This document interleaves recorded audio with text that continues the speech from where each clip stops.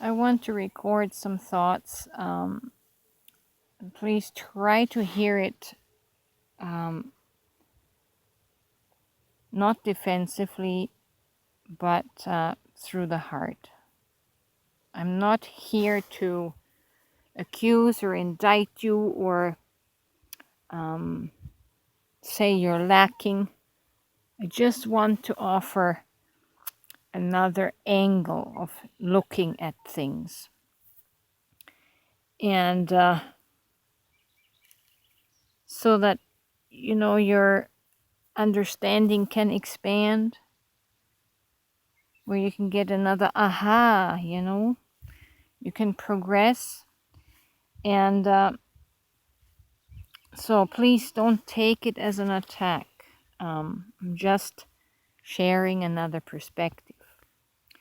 What I perceive in my perspective, um, the reason why you keep um, buying different versions of Bibles for better understanding, I believe it is because you are seeking a different perspective from the previous versions. But the reason why the word in the printed form does not permanently satiate you and hydrate you from within is because of the separation consciousness in your mind. Let me try to explain or describe how that works.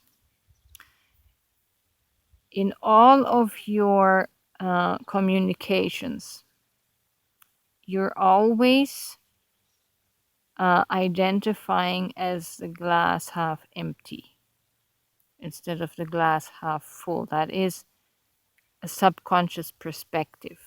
And you always diminish your glass in saying that you can't conceive of this stuff. You can't come up with this truth.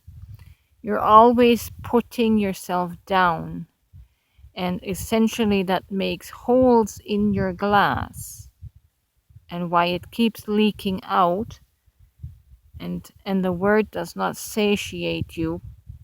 So you go and buy another Bible and another Bible, which gives you comfort for a little while, gives you an angle for a little while. But it's not permanent, because there are holes in your bucket. There's holes in your consciousness that allows the word to leak out. How do we plug the hole so that the water doesn't keep leaking out and you end up thirsty again?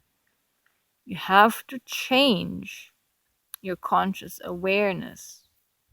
I don't think you can change it yourself, but at least be open-minded and allow God to change it for you. You have to change from separated duality thinking of one, God or Jesus, and two, as the second party, as you. You see these two fingers, they are separated. They're not the same identity. And because subconsciously and consciously you think of yourself so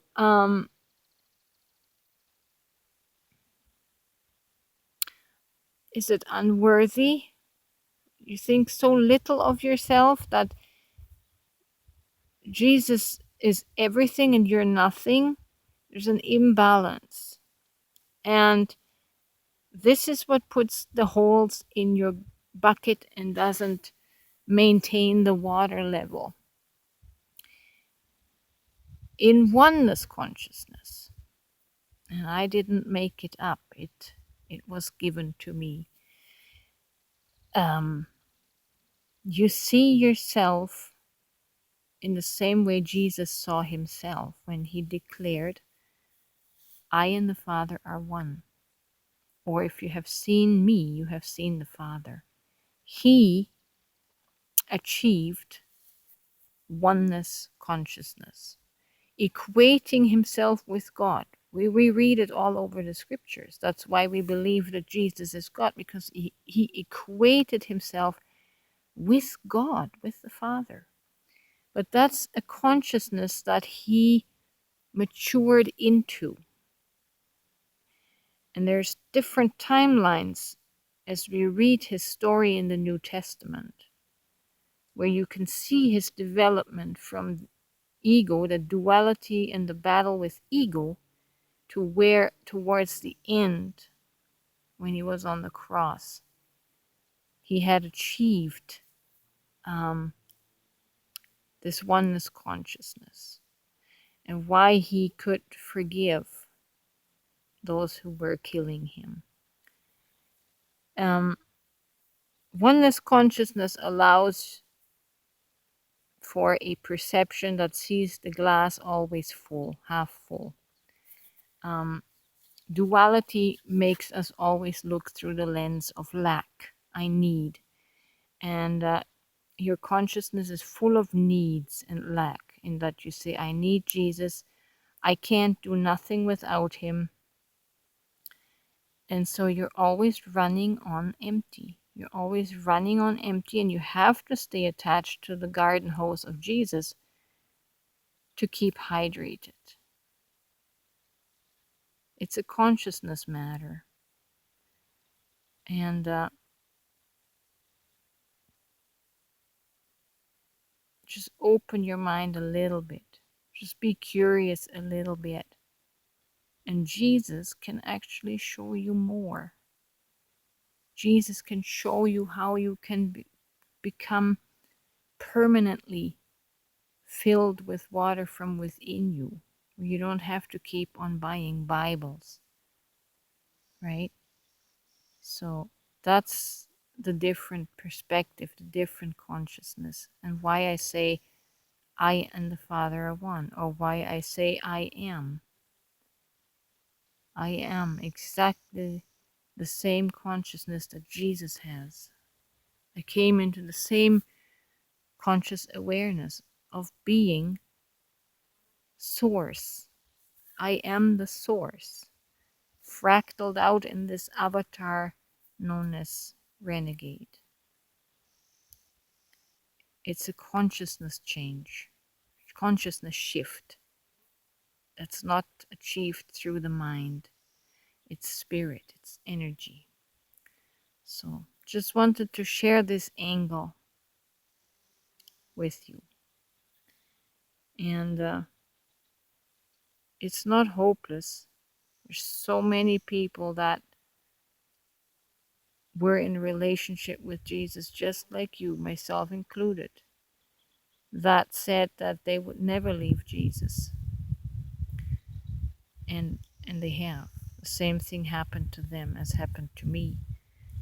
And it's not an abandoning or rejection of Jesus. It's just a maturation. It's a graduation to a spiritual maturity. Grown up sons and daughters of the divine.